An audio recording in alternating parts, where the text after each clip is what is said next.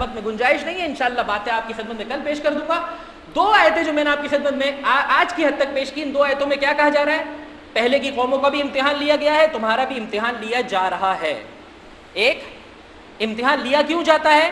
تاکہ تم اپنا آپریشن کر لو، دیکھ لو کہ اس میں سے ایمان کے خالص اجزاء کتنے ہیں، ناخالص اجزاء کتنے ہیں، کافر مومن سے جدا ہو جائے، طیب خبیث سے جدا ہو جائے، عقیدہ معاد پر یقین رکھنے والا عقیدہ معاد پر شک نہیں معلوم کتنی آیتیں ہیں جو قرآن کریم میں اسی مضمون کو جو ہے وہ بیان کر رہی ہیں۔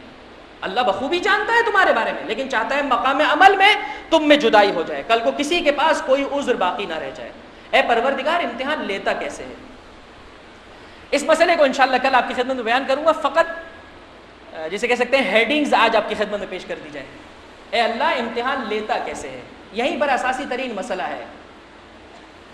جس طرح سے میں نے آپ کی خدمت میں بیان کیا لفظ فتنہ بمعنی آزمائش اور امتحان ہے، اسی طرح سے لفظ بلا انشاءاللہ تفصیلات کل کی جو ہے وہ مجلس میں آپ کی خدمت میں پیش کر دی جائے گی۔ یہ دونوں الفاظ اگر تھوڑا سا انسان قرآن سے شغف رکھتا ہو تو قرآن یہ بیان کرتا ہوا نظر آتا ہے امتحان دو طریقوں سے لیا جاتا ہے۔ ایک مرتبہ امتحان لیا جاتا ہے تم سے کچھ چیزوں کو لے کر، کہ یہ آیت صاحبان ایمان کو اچھی طرح سے معلوم ہے، وَلَنَبْلُوَنَّكُمْ بِشَيْءٍ مِّنَ الْخَوْفِ وَالْجُوعِ وَنَقْصٍ مِّنَ الْأَمْوَالِ وَالْأَنفُسِ وَالثَّمَرَاتِ وَبَشِّرِ الصَّابِرِينَ الَّذِينَ إِذَا أَصَابَتْهُمْ مُصِيبَةٌ قَالُوا إِنَّا لِلَّهِ وَإِنَّا إِلَيْهِ رَاجِعُونَ، کہ ان پر اللہ کی جانب سے درود ہے، ان پر اللہ کی جانب سے رحمت ہے، وَأُولَٰئِكَ هُمُ الْمُهْتَدُونَ، یہی ہدایت یافتہ ہے۔ کبھی ڈرا کر، کبھی بھوک سے، کبھی مال کی کمی سے، کبھی اولاد کی کمی سے، کبھی جانوں کی کمی سے تمہارا امتحان لیا جاتا ہے۔ یہ ایک امتحان کا طریقہ کار ہے عزیزان گرامی۔ بہرحال دامن وقت میں گنجائش نہیں رہی، انشاءاللہ اس کے بعد کی گفتگو کل آپ کی خدمت میں پیش کی جائے گی، لیکن ایک دوسرا پروردگار متعلقہ طریقہ امتحان ہے جو صاحبان ایمان کو بسا اوقات سمجھ میں نہیں آتا ہے، اور ہم غفلت کی وجہ سے یہ بھول بیٹھتے ہیں کہ ہم ایگزامینیشن ہال میں بیٹھے ہوئے ہیں۔ اور وہ امتحان کیسا ہے کہ جس میں پروردگار لیتا نہیں ہے بلکہ دیتا ہے۔ بسا اوقات ہم تمہارا امتحان لیتے ہیں اولاد دے کر، مال دے کر، خوف و ہراس و پریشانی سے باہر نکال کر، وداؤٹ ٹینشن زندگی تمہیں عطا کر کے۔ اے پروردگار یہ بھی طریقہ امتحان ہے؟ جی ہاں یہ بھی طریقہ امتحان ہے۔ بہرحال اس سلسلے میں تفصیلات انشاءاللہ کل کی گفتگو میں آپ کی خدمت میں پیش کی جائے گی۔ مسئلہ انسان کے ساتھ یہ ہے کہ چونکہ عقیدہ قیامت پر اس کا اعتقاد بہت زیادہ نہیں ہے، یہی سبب ہے کہ ہمیں کون سا طریقہ امتحان اچھا لگتا ہے، کون سا برا لگتا ہے، بیان کیجیے۔ ابھی اگر حضرت جبرائیل یہاں پر آ جائیں اور آنے کے بعد کہیں جہاں ذکر ہوتا ہے محمد و آل محمد کا، وہاں فرشتوں کی موجودگی یقینی ہے، ایک درود پڑھ دیجئے محمد و آل محمد پر،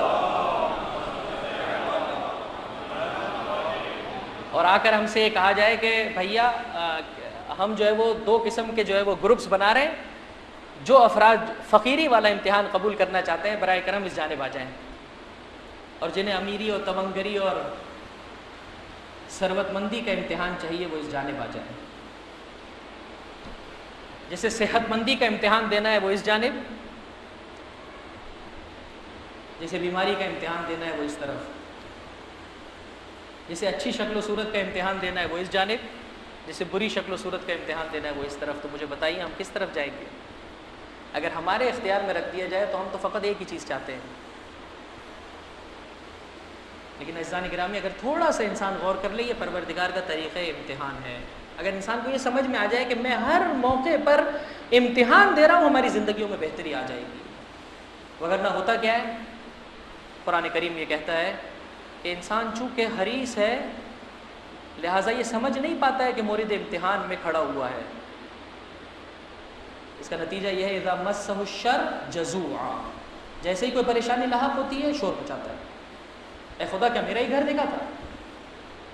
وَإِذَا مَسَّهُ الْخَيْرُ مَنُوعًا، اور جیسے ہی نیکیاں ملتی ہیں، خوشیاں ملتی ہیں، اب دوسروں سے روکنا شروع کر دیتا ہے۔ یہ احساس کرتا ہے کہ اگر میں نے یہ نیکی دوسرے کو دے دی تو میرے پاس سے چلی جائے گی، چونکہ اپنے لیے کمال سمجھ رہا ہے۔ جب کمال سمجھ رہا ہے تو احساس کرتا ہے کہ اگر میں نے دے دیا تو میرے پاس کیا رہے گا؟ بھول گیا ہے کہ میں ایگزامینیشن ہال میں بیٹھا ہوں۔ انشاءاللہ مکمل تو نہیں کر پایا، تفصیلات کل آپ کی خدمت میں پیش کر دوں گا۔ ایک مرثیہ ہے، شب جمعہ ہے، اور اس کے بعد شاید ایک ہی شب جمعہ ہمیں نصیب ہو۔ ایک مرثیہ ہے، کس کا؟ مرنے والے کا۔ چشم بینا چاہیے سننے والے کان چاہیے. وہ مرثیہ آپ کی خدمت پیش کرنا چاہتا ہوں اور آپ کی زحمتوں کو تمام کر دوں گا. ایک درود پڑھ دیجئے محمد و آل محمد پر.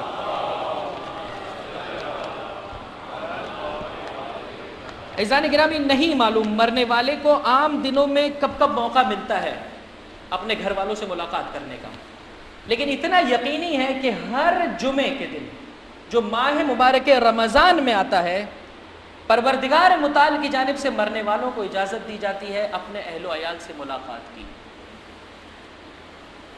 اور وہ آتے ہیں، کچھ باتیں کرتے ہیں. اگر سننے والا کان ہے تو اس کی زندگی میں تبدیلی آ جائے گی.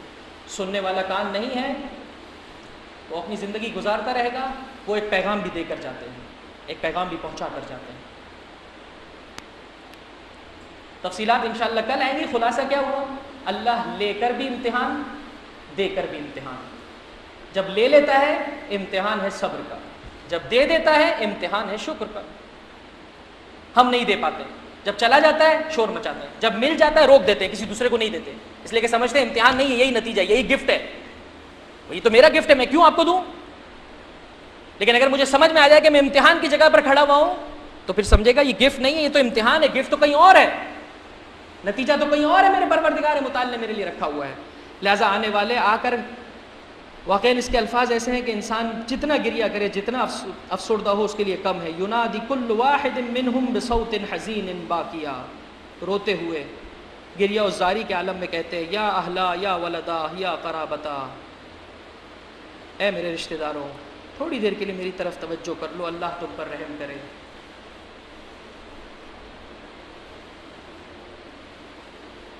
بہت سارے لوگ شاید حداقل یہ گفتگو اپنی جگہ پر تمام ہو جائے اگر یہ چاہتے ہیں کہ جب کوئی شے تم سے چلی جائے تو صبر آ جائے، اور جب کوئی شے مل جائے تو انسان یہ سمجھے کہ مقام امتحان میں ہو اور شکر بجا لاتا رہے. بہترین طریقہ معصومین علیہ السلام کی جانب سے بیان کیا گیا، اسے مقام عمل میں لا کر دیکھیے، اور وہ ہے کہ ہر ہفتے میں، 2 ہفتے میں، 1 مہینے میں 1 مرتبہ قبرستان کی زیارت کیجیے. وہ جو آپ کا حقیقی گھر ہے اس سے اپنے آپ کو جدا نہ کیجیے. بہرحال یہ آتے ہیں اور آنے کے بعد کہتے ہیں ہم پر توجہ کرو، اللہ تم پر رحم کرے گا. وَاذْكُرُونَ وَلَا تَنْسَوْنَ بِالدُّعَاءِ، دعا کے ذریعے سے ہمیں یاد رکھو، ہمیں فراموش نہ کرو، ہماری غربت پر رحم کرو. ایسے مقام پہ ہیں کہ جس میں غم ہی غم ہے، شدت ہی شدت ہے، قید خانہ ہے. فرحمونا، ہم پر رحم کرو. دعا میں اور صدقے کے دینے میں بخل نہ کرو، خدا تم پر رحم کرے گا. ایک موقع ایسا تھا ہم بھی تمہاری طرح سے، جس طرح سے آج تم قدرت رکھتے ہو، ایک زمانہ ایسا تھا ہم بھی قدرت رکھتے تھے. اے اللہ کے بندو اسمعوا کلامنا، ہماری باتوں کو سنو. ولا تنسونا، ہمیں فراموش نہ کرو. جو کچھ بھی اللہ کی جانب سے تمہارے پاس وہ ہے کہ جو تمہارے پاس اضافی ہے، اسے اللہ کے راستے میں دے دو. فَإِنَّ الْفُضُولَ الَّتِي فِي أَيْدِيكُمْ كَانَتْ فِي أَيْدِينَا، ہمارے پاس بھی تھا، ہم نے اللہ کے راستے میں خرچ نہیں کیا، سارا کا سارا ہمارے لیے وبال جان بن چکا ہے. چاہے ایک روٹی کے ذریعے سے، کہا ایک درہم کے ذریعے سے صدقہ ہم پر دیتے رہو. اور آخر میں پیغام دیتے ہیں یاد رکھو بہت جلد وہ وقت قریب آنے والا ہے. جس طرح سے آج ہم رو رہے ہیں، ہم فریاد کر رہے ہیں، ایک زمانہ ایسا آئے گا تم بھی رو گے، فریاد کرو گے، لیکن پھر اس موقع پر پلٹنے کا امکان باقی نہیں ہے. یہ وہ مرثیہ ہے جو ہر مرنے والا اپنے رشتہ داروں کی خدمت میں خصوصیت سے ماہ مبارک رمضان کے ہر جمعے میں آ کر پیش کرتا ہے. کیوں نہ انسان اپنی زندگی بہتر بنا.